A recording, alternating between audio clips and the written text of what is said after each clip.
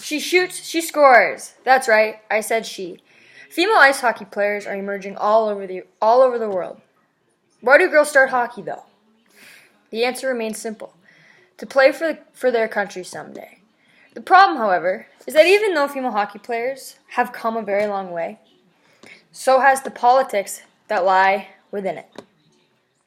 Let me tell you a story about a female hockey player. All right? Growing up, coming through the ranks, this very talented female hockey player was the very best on every team she'd ever played on. She was so good, she got an underage invite to try out for Team Canada, being for the fact that she was Canadian, and she got this invite 2 years in a row. I mean, surely that's gotta say something. That's gotta mean something. Both years, she crushed fitness testing and showed that she could be a dominant force on and off the ice.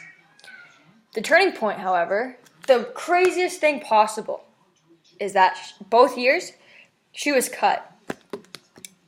Now, during these 2 years, she also played for Team Ontario. But the second year is more important for the point I'm trying to get across. After getting cut from a team that she should have made, she received a phone call about 3 nights later from the head scout at Team Ontario stating that she was on Team Blue. Now, most people would be happy that they made the team. She wasn't. Team Blue actually happened to be the worst of the 2 teams that Team Ontario was sending that year. Red was better, Blue was not so good. Her reaction, like anybody else's reaction, she couldn't believe what was happening to her. Her life was falling apart. Over dramatic, obviously, but there was a moment in all of that she wanted to quit. She didn't want to go to nationals, she didn't want to play hockey, and this lasted for about half an hour. After that half an hour, she came back downstairs and told her parents she was going to Dawson Creek, which is Dawson Creek, British Columbia. That's where the nationals were being held. She wanted to make a point. She wanted to prove everybody wrong.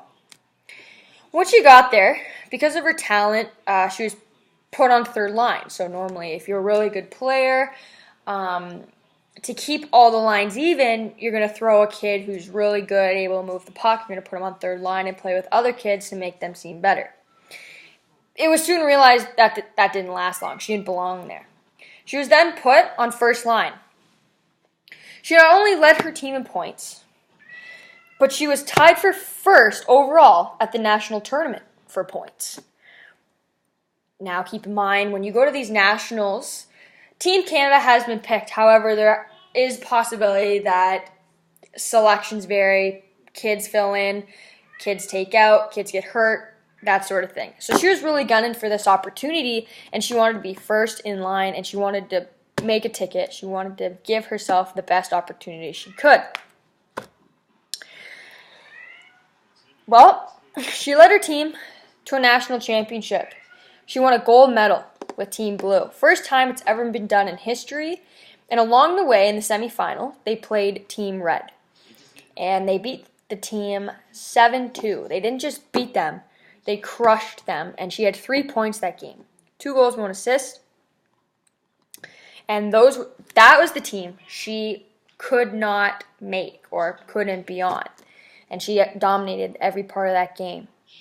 Ultimately, that was the TSN turning point, as some people would say, and she led her team to a gold medal. But my main point here is that overcoming diversity is a part of female hockey and is a part of all sports in general. Overcoming diversity is not in every sport, you could say, but lies solely within the athletes that compete. In this particular instance, through this example, I was the female hockey player that proved people wrong and continue to prove people wrong, whether it's in school, whether it's in hockey, whatever it is. That moment, I carry with me throughout my everyday training regime, my studies, everything. I, again, was the female hockey player that proved people wrong, and I was the player who refused to let people take what was rightfully mine. Thank you.